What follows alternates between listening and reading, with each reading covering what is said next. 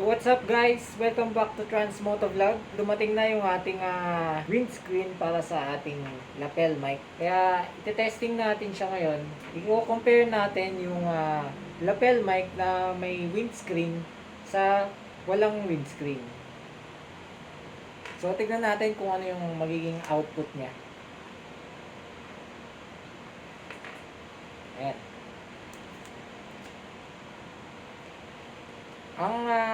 Ang brand nga pala nitong lapel mic na binili ko is yung Underwear. Binili ko siya online. Search nyo na lang siya sa mga online store. Underwear lapel mic. Ayan. So try na natin siya guys. Sasaksak ko siya dito sa camera natin. So bago nga pala ang lahat, kailangan nyo muna mag-install ng open camera. Sa ganun, gumana tong lapel mic. Kasi hindi siya gumagana dun sa default na camera. So, kailangan natin ng mag-install ng open camera. Itong gamit natin is yung built-in na mic ng cellphone ko, yung Oppo F11 Pro. And ngayon, sasaksakan na natin siya ng lapel. So, what's up guys? So, kinabit ko na yung lapel mic dito sa cellphone at ang gamit nating camera is yung dinownload natin na open camera. So ang testingin natin ngayon na yung kanyang foam itututok natin ngayon dito sa hangin. So malalaman natin kung maingay siya.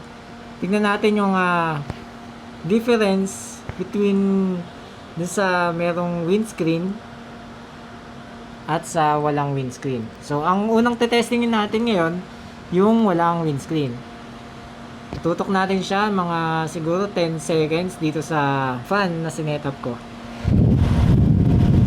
Ayan, testing. Welcome to Transmoto Vlog. Ayan. Kasi pagka nag-vlog ako, ito yung gamit ko. At lakas ng hangin niya.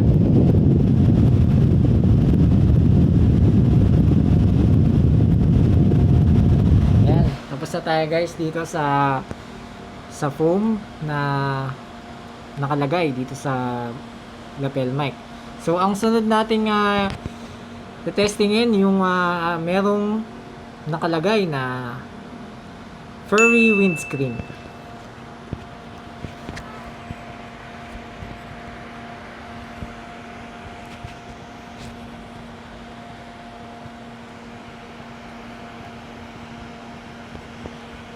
Medyo mahirap lang siya ilagay kasi sobrang liit ng butas. Kailangan mo siyang puwersahin.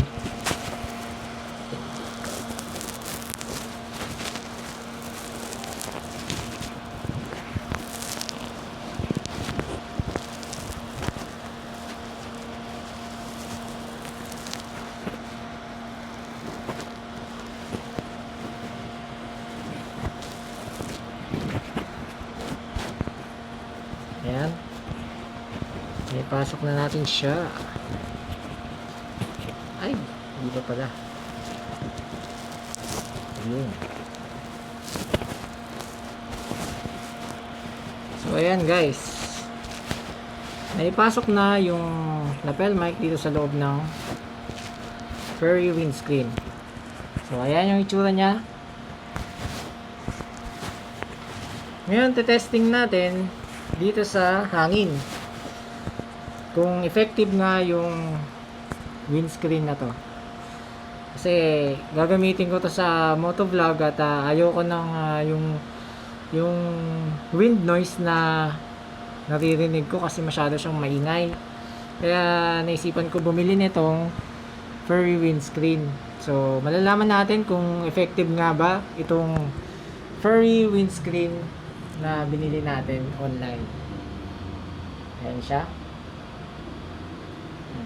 So, testingin na natin.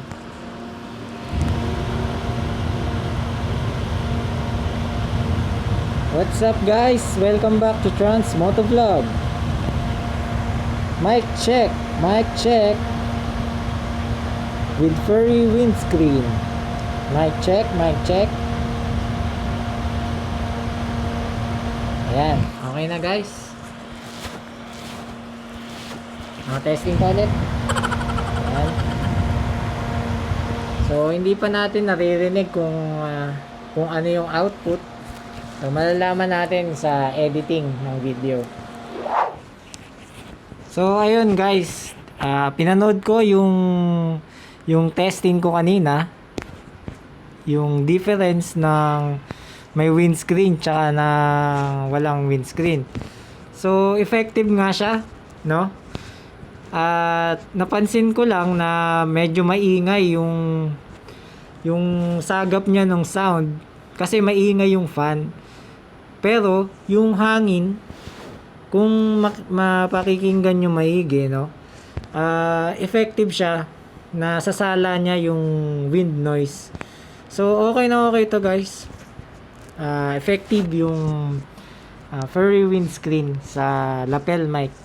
At sa tingin ko, magiging okay to sa motovlog. Ayan guys, effective siya. Okay na okay to. So, that's all for today guys. Thank you for watching. See you on my next vlog.